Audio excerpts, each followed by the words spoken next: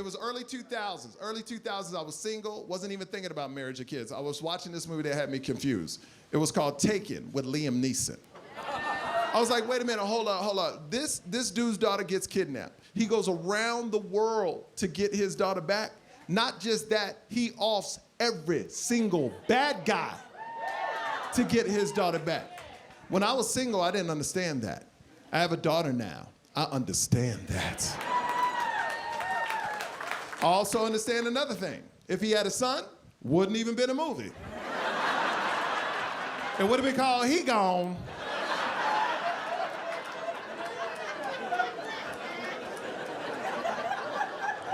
Tooken. Tooken. You just heard from the very funny comedian, actor, and host Michael Yo. He's coming to Austin as part of the Moontower Comedy Festival on Friday, April 18th, and he's joining us virtually this morning to tell us more. Michael, hello. Good morning. How are you? I'm so excited to be here. Oh, I'm so excited to have you virtually. I have to tell everybody at home, I always brag on you. You are so kind, not only on screen, but in real life, and just so funny. So I got the chance to see you here live in Austin. I want to tell everybody, go out and see Michael Yo. But first of all, if you wouldn't mind, remind us just a little bit about yourself and where people might recognize you from. Well, I mean, I've been on a lot of TV shows, Wendy Williams, Chelsea Lately, the Joe Rogan podcast, Kill Tony. I've been on a lot of different shows. And yeah, so I'm coming to Austin to perform, but that's what I love. I've been on CBS, The Insider. So like I said, I've made the rounds on TV. You sure have. You've had quite a comedy career. And right now you're coming to us from Vegas because you've got an standing residency, right? Yeah, so I have a residency. If you ever come to Las Vegas, I do an early show, 6 o'clock Tuesday and Wednesday at Jimmy Kimmel's Comedy Club. And what I love about that is I got 2 kids. So the show is at 6, is over by 7:20, and I'm sleeping by 8:30. That's what I love about the show. That's the key. That's the key. Going to bed by 8:30. Oh, yeah, you are truly a dad, and that actually informs a lot of your material, as does some of your other familial relationships. So can we kind of talk about your style of comedy and kind of what inspires you to start writing things down? Well, the tour in itself is called the It's a True Tour. And that's something my mom says, because my mom is very blunt. She's very honest. She described my friend. She called me up and said, hey, I met your friend. And I go, which one? She goes, fat boy, small feet. And I'm like, okay, all right. My mom is blunt. And then I got mad at her and she goes, it's a true, it's a true. So that's where the whole tour came from, the name of the tour. But I talk about growing up with my parents. I'm talking about how my parents try to influence the way I parent my kids. Talk about my wife. You don't know, my kids are white, black, and Asian. They're pandas. We call them little panda bears. So it's great, and it's a fun vibe. At my show, we don't talk politics. It's just family fun, and it's a great thing just to get away from the real world for an hour and a half, laugh your head off, and go back home. It is very self-deprecating, some of the things that you talk about. You told me off camera, you are dying to be in like your daughter's most loved list. At 5 years old, she's ruling the roost. She is ruling. I feel like an abused parent because I'm looking for attention. I'm like, do you love me? Do you care about me? How was your day? Everything going good? And she just goes, fine. And she does her own thing. She's so independent, which is great in the long run. But I think every father, like my son, we have that bond, but every father craves a certain bond with their daughter. And that hasn't happened yet for me. And it's crushing me. It's totally crushing me because I love little baby girl. But I talk about that too in my stand-up. And I talk about how she versus my son are different. It's great, man. I love it. Yeah, and you said she actually has your personality, so I have a feeling she'll come around. I hope so. Please, please.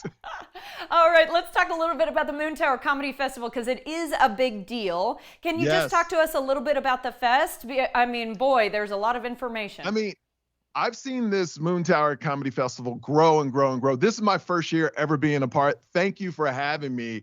Moontower Comedy Fest. But I'm excited. Like, I have tons of friends out there, a couple comics that I love. Joey Diaz, you know, me and him used to perform in LA at the Ice House.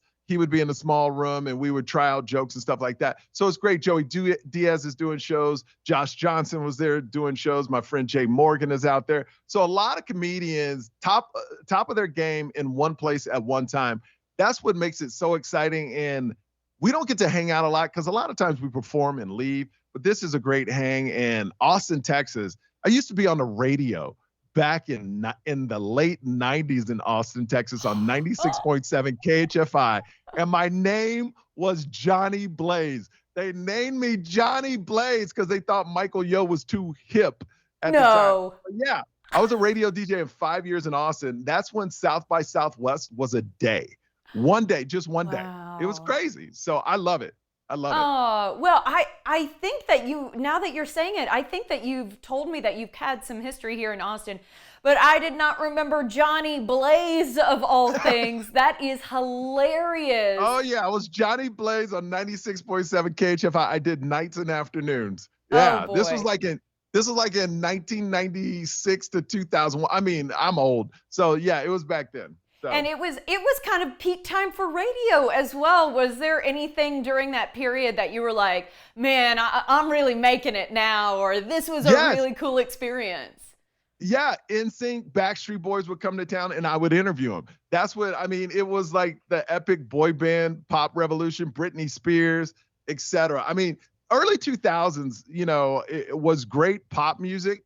90s were great alternative music, but pop music was so big, and I was at KHFI. I think it's called Kiss FM now, but I was at KHFI when it really took off and when the station really blew up. So that was some fun times in Austin. That's when you could. So cool. That's when you could afford something. I don't even know if it's there, Palmer Auditorium. I live right across the street from Palmer Auditorium when it was like $600 a month. It was very affordable back then. Oh no, Michael, that's the middle of town. Palmer Event Center, and yes, it's untouchable with a 30-foot pole as far as money is concerned nowadays. That's $600 rent. That's unbelievable. I know. If only I would have bought back then. Ugh. I know, hindsight 2020. But you know, then I have to ask about any Austin restaurants that you like that maybe are still around. See, I haven't been there in so long, but we used to hang in Lake Travis, right? Devil's Cove, I think it's called. Was there a place called Carlos and Charlie's? There might have been. This precedes my time. Anyone who's a native Austinite is probably throwing something at the screen right now. Like, okay, but there's also a place what used to be a big hang. I don't know if Hula Hut. Oh, Hula Hut. Oh yeah, don't worry. Still there. Me and my friend, big shout out to Kyle and Tassi. We used to go there all the time. That's when I was single, and that's where we used to pick up chicks. But that was a long time ago. Long time ago. That was way before. Happily married, happily with kids nowadays. That's right. Okay, just real quickly before we let you go, where else can we catch you? Because you're on tour right now. So Austin is one of your stops, but It's So True is happening across the nation. That's right. MichaelYo.com. You can find out where I'm touring. I'll be in Texas a lot. Also, I have a huge announcement in a couple of weeks, and keep going to MichaelYo.com to find out. But you already know what it is, and it's very cool. I'm so excited to share it with the world. But the main thing right now is the main thing. Friday night, I want you to come to my show. Only a few tickets left. MichaelYo.com. Please get them. Let's sell this out. That sounds good to me, Michael. My friend, thank you so much for your time, and we can't wait to see you here in Austin. Okay, guys, you can catch Michael on tour here in Austin. You heard him, Friday, April 18th. He'll also be in Houston, Dallas, and San Antonio in the coming weeks, so 2 or 3 more chances to see him here in Texas. To get tickets and learn more about him, go to michaelyo.com.